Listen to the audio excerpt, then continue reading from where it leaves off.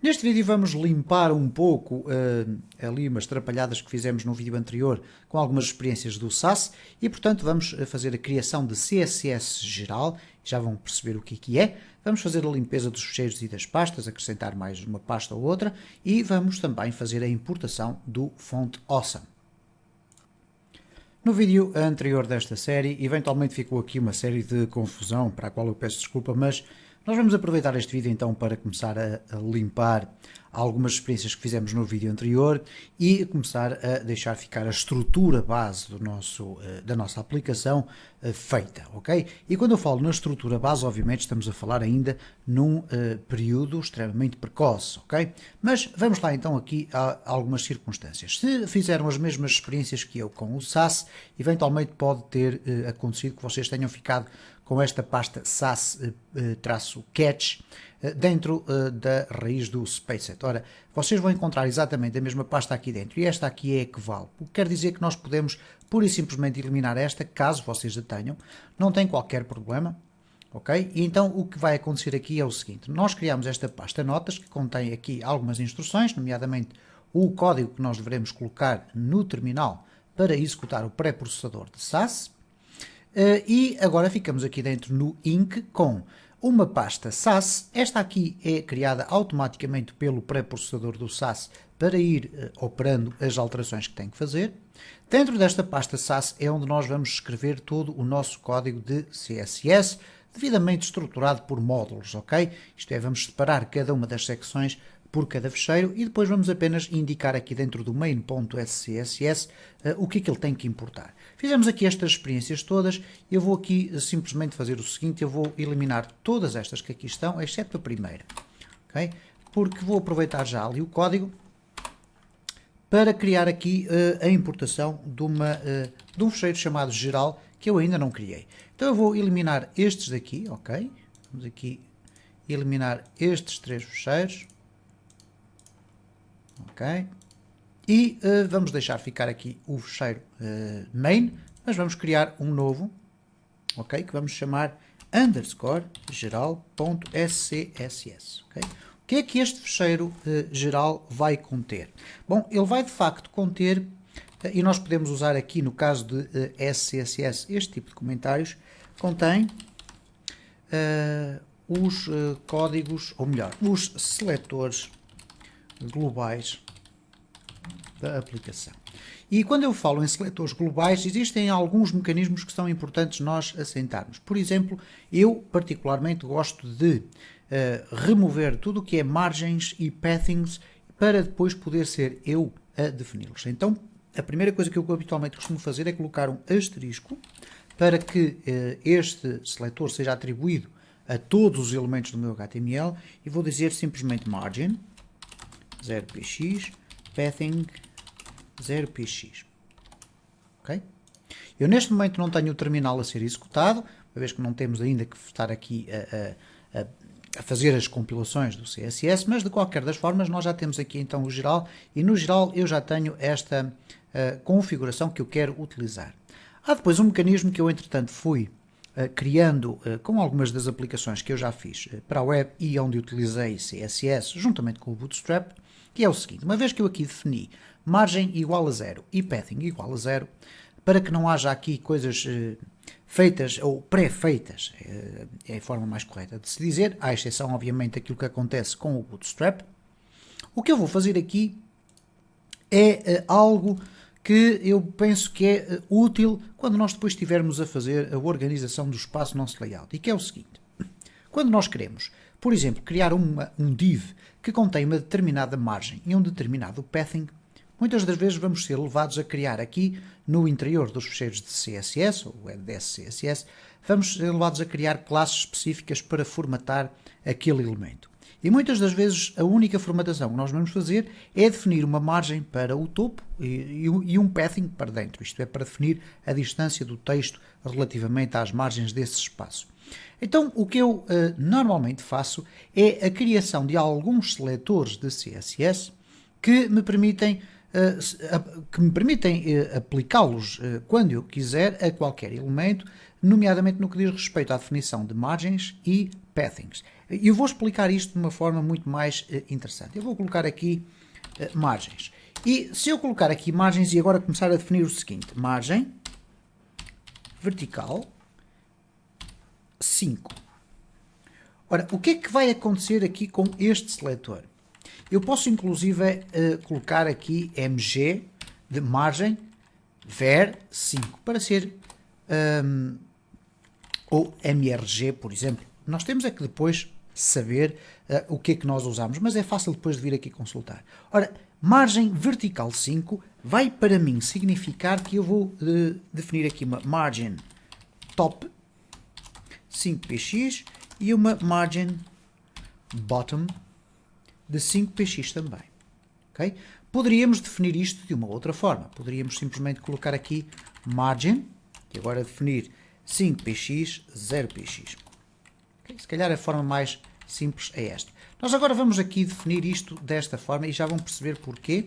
Porque eu vou ter a possibilidade agora de copiar e fazer simplesmente isto. Colocar aqui uma margem de 10, eventualmente uma margem de 15 e depois colocar 20, 30 e eventualmente nós não iremos necessitar mais do que 40. E agora eu vou simplesmente colocar aqui 40, 30, okay, neste caso px, vamos colocar aqui os 20 px, vamos colocar aqui os 15, ok, 15 e vamos colocar aqui os 10. Ora, o que eu fiz aqui basicamente foi definir uma margem na vertical. O que é que vai permitir que eu faça? Quando eu estiver a definir o aspecto visual dos meus layouts, eu posso aplicar estes seletores conjuntamente com outros para definir que para cima e para baixo ele vai ter uma margem de 5. Eu vou criar agora o resto do código que eu pretendo aqui colocar, vou parar o vídeo e depois vou explicar porque vocês vão perceber qual é o princípio genérico da criação deste tipo de código. Bom, eu parei o vídeo e demorei sensivelmente 5 minutos a reproduzir todo este código que aqui está. E o que nós aqui temos, vocês facilmente conseguirão fazer também, e é uma sugestão minha, porque vocês podem depois, inclusive, aplicar este tipo de código a outros projetos. E, como podem observar, ele está escrito em CSS normal, porque depois o pré-compilador de SAS vai apenas aqui reorganizar este código de uma forma ligeiramente diferente. Agora, o que é que acontece aqui? Eu tenho então as margens, e neste caso estamos a falar da propriedade margin, que é muito utilizada em quase todos os elementos para formatar os layouts, e eu defini aqui margem vertical 5, margem vertical 10, 15, 20, 30, 40. E ela está definida aqui, neste caso, aqui o primeiro parâmetro é a definição das propriedades verticais e o segundo é a definição das propriedades horizontais. Então, nesta circunstância, significa que qualquer elemento vai passar a ter uma margem no topo de 5 e uma margem no bottom de 5. Ok? Então, é uma margem na vertical. Depois coloquei aqui, eu não coloquei margens na horizontal porque elas não são muito utilizadas. De qualquer das formas, se nós sentirmos a necessidade mais tarde de as acrescentar aqui, poderemos simplesmente copiar tudo isto que aqui está e é tão simples como copiar isto, colocar aqui em baixo, ok? E alterar aqui de ver para HOR, de horizontal, e esta é uma designação, uma definição que eu estou a utilizar, e depois simplesmente vamos já deixar ficar aqui também, porque não, vamos colocar aqui horizontal. Neste caso, o que nós vamos ter que colocar é este elemento que aqui está, vai passar para o início. Okay? Então nós vamos fazer primeiro aqui os copy-pastes todos, ok? Vamos aqui colocar como deve ser, vamos aqui colocar desta forma e vamos eliminar depois aqui os zeros que estão à frente. Temos aqui algum código para corrigir, ok? 0px 15, 10, vamos aqui eliminar este, eliminar este, eliminar este. E portanto, temos as margens na vertical, temos as margens na horizontal, depois temos as margens totais, quando nós queremos colocar uma margem a toda a volta do nosso elemento. Independentemente do elemento que for, nós depois dentro do elemento classe, obviamente que aqui estamos a falar de classes e não de IDs, o que nós vamos ter que fazer é acrescentar este elemento, ou este seletor. Depois fiz o mesmo para os pathings. Um path vertical, portanto, margem interior em cima e em baixo, um pathing horizontal, margem interior à esquerda e à direita, e depois definir especificamente para a esquerda e para a direita. Aqui menos valores, porque tradicionalmente iremos usar valores mais pequenos, por exemplo, para separar ícones na mesma linha, pode acontecer, e podemos usar o path_dir, que é colocar um espaço à direita ou colocar um espaço à esquerda, ou então um espaço total, e aqui definir com valores maiores até aqui. Ora, tudo isto está muito bem, penso eu, pelo menos agora, até agora não tem qualquer problema. O que é que nós vamos fazer aqui? Vamos ver qual é o resultado do main.css. Neste caso vamos abrir aqui o nosso terminal, vamos abrir aqui o nosso fecheiro das notas com as instruções, vamos nos certificar que estamos na raiz do nosso spacet, ok? Vamos colocar aqui, vamos aguardar e ver o que é que ele fez. Neste caso aqui no main.css, que é o resultado desta compilação toda, vamos ver o que é que lá está. Portanto, vejam, já temos aqui imenso código de CSS, mas com o qual nós não temos sequer que nos preocupar, porque nunca iremos fazer alterações aqui no main.css. O que nós vamos fazer aqui é sempre nestes fecheiros de Sass. Okay? O que ele vai colocar aqui, ok, é uma organização diferente, sem aqueles comentários todos, porque nós não vamos precisar dos comentários. E eventualmente até no final do projeto vamos minificar o nosso main para ficar ainda com muito menos espaço. Este é, portanto, um tipo de técnica que eu habitualmente uso, porque sei que quando estiver a construir os meus layouts, eu vou necessitar algumas vezes de fazer pequenas correções nos tops, bottoms, etc. E tenho à minha disposição então estas classes que eu pré-construí. Da mesma forma que, para além de colocar aqui isto para os pathings e para as margens, etc., por exemplo, eu também costumo utilizar algumas classes para definir as cores do texto. E para não estar a colocar, por exemplo, a ter que definir especificamente para um parágrafo de uma secção qualquer da minha página que eu quero que o texto seja vermelho, ou que seja azul, ou que seja verde, ou que seja com outra cor qualquer, o que eu habitualmente faço é definir qualquer coisa do género. Text, ok? E depois coloco red, text green, text blue, text light 1, light 2, light 3, dark 1, dark 2, dark 3. Porquê? Porque eu depois vou definir esses valores. Ora, com a utilização do Sass, nós vamos ter a possibilidade, depois de definir este tipo de valores, utilizando inclusive variáveis, que neste caso nós poderemos colocar aqui no topo até, ok? E essas variáveis depois vão automaticamente ser transformadas dentro do pré-processador e vão passar para o main.css com os valores atribuídos para o local correto. Ora, nós neste momento não sabemos ainda muito bem que cores é que vamos utilizar. Depois iremos aqui voltar com certeza para fazermos essa alteração. Há uma pasta que eu ainda não criei aqui e que inevitavelmente nós vamos ter, que é a pasta das imagens, ok? E tradicionalmente, eu vou aqui fechar estes cheirinhos aqui, não há problema nenhum. Tradicionalmente a pasta das imagens costuma-se chamar IMG ou Images e no seu interior podem existir subpastas, não há qualquer problema. Portanto, nós não a temos ainda, vamos aqui certificar-nos que estamos na raiz da nossa aplicação, ok?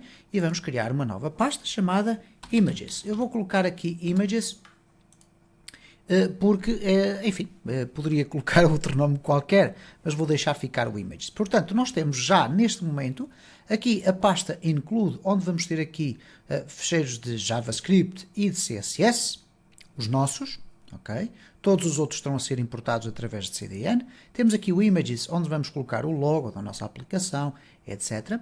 Temos aqui as notas, onde eu tenho então este textinho, onde vou acrescentar mais textos à medida que for desenvolvendo. Temos o cabeçalho, temos o rodapé, temos o index que junta os diferentes componentes e temos depois aqui o fecheiro das routes no qual nós vamos começar a trabalhar já no próximo vídeo para vocês perceberem qual é a dinâmica de funcionamento desta aplicação, porque depois vai passar um pouco pela mesma dinâmica sempre. Claro que depois nós vamos ter que nos preocupar apenas em criar o conteúdo que vai aparecer aqui dentro quando a página do index estiver a ser renderizada no nosso browser. Falta ainda aqui colocar mais algumas coisas, nomeadamente, por exemplo, eu sei que vou utilizar o Font Awesome. Eu quero utilizar o Font Awesome porque tem, de facto, imensos ícones. Então, nós formos aqui ao fontawesome.io, nós vamos verificar aqui que ele está a crescer, vai tendo cada vez mais ícones. Neste momento tem 675 ícones, ok? Numa coleção apenas, e portanto é fantástica. Se nós formos aqui ver os ícones, é uma coleção absolutamente gigantesca. Como podem observar, tem ícones para toda a espécie e feitio. Estes ícones, como vocês já tiveram a ocasião de ver nesta playlist, são utilizados de forma direta, como nós utilizamos, por exemplo, no caso do Bootstrap 3, os Glyph Icons, ok? São os ícones que são formatados com o tamanho da letra que nós tivermos naquele momento a utilizar e, portanto, são uma ferramenta fantástica para dar um aspecto visual muito mais profissional à nossa aplicação. O que é que nós vamos aqui fazer? Vamos também, não vamos fazer aqui downloads, vamos utilizá-lo, ok? Vamos utilizá-lo na nossa aplicação, mas com uma CDN, ok? Ele diz aqui, Font Awesome CDN is the easiest way to get Font Awesome, portanto é a forma mais fácil. Ele aqui diz, ok, como é que eu defino isto para o meu projeto, mas pede-me aqui para enviar por e-mail código embebido, etc. Eu vou aqui procurar da seguinte forma, Font Awesome CDN. Vamos ver se nós temos aqui alguma sorte. Temos aqui o Font Awesome, inclusive dentro do Bootstrap CDN. Vamos verificar se lá está. Ok, está aqui. Ok, temos aqui o Font Awesome 470. Vamos também verificar se é, de facto, a última versão. Eu penso que sim, 470. E, portanto, o que nós vamos fazer é simplesmente copiar aqui, né? Vamos fazer copy. E onde nós vamos colocar isto? Obviamente que será dentro do cabeçalho onde nós temos as importações de CSS, ok? Porque estamos a falar aqui da utilização de CSS, fontawesome.min.css, ok? Então, como é que nós vamos fazer aqui? Simplesmente link, usar aqui o code snippet de CSS e agora aqui dentro no href nós vamos fazer aqui, ou melhor, vamos fazer aqui um link para o source, ou vamos fazer com o href, ok, vamos fazer com o href aqui, certo? Vamos colocar aqui a CDN do Bootstrap também, mas neste caso para o Font Awesome, e esta CDN estará sempre aqui atualizada com estas versões que aqui estão. Portanto, neste momento nós estaremos prontos para poder utilizar o Font Awesome, poderemos fazer aqui um pequeno teste, uma vez que todas as importações já vêm aqui no cabeçalho, portanto nós poderemos ter aqui teste de Font Awesome e vamos colocar aqui um span class igual a FA times e vamos ter ali um pequeno X a aparecer, ok? Barra span. Vamos verificar se isto está a funcionar ou não. Vamos aqui regressar ao nosso site, ok? Cá está o X, foi apanhado. Teste de Font Awesome, temos aqui então o Font Awesome a funcionar. No próximo vídeo vamos continuar aqui a desenvolver então este nosso projeto, avançando um pouco cada vez mais para o interior do PHP.